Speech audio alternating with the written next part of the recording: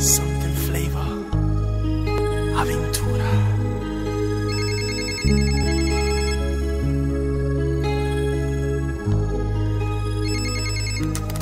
Hello. Shh. Solo escucha. Son las 5 de la mañana y yo no he dormido nada. Pensando en tu belleza, en loco voy a parar. El insomnio es mi castigo, tu amor será mi alivio. Y hasta que no seas mía, no viviré en paz. Yo conocí tu novio, pequeño y no buen mozo, y sé que él no te quiere por su forma de hablar. Además tú no lo amas porque él no da la talla, no sabe complacerte como lo haría yo. Pero tendré paciencia porque él no es competencia, por eso no hay motivos para yo respetarlo.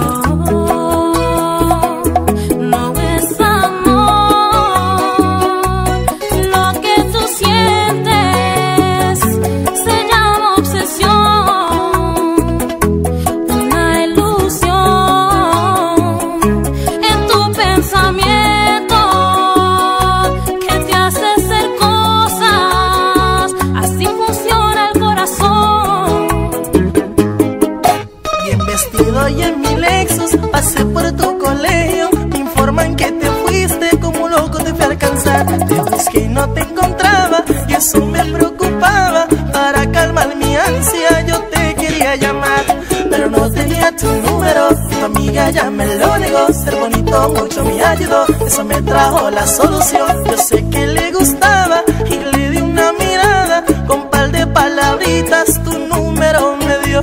Del celular llamaba y tú no contestabas, luego te puse un beeper y no había conexión. Mi única esperanza es que oiga mis palabras. No puedo, tengo novio. No me enganches, por favor.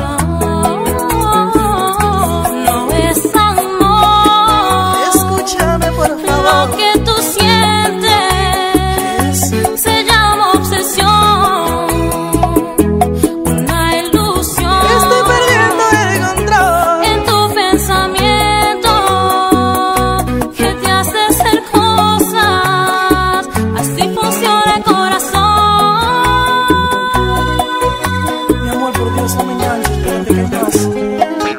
Hice cita para el psiquiatra a ver si me ayudaba, pues ya no tengo amigos por solo hablar de ti.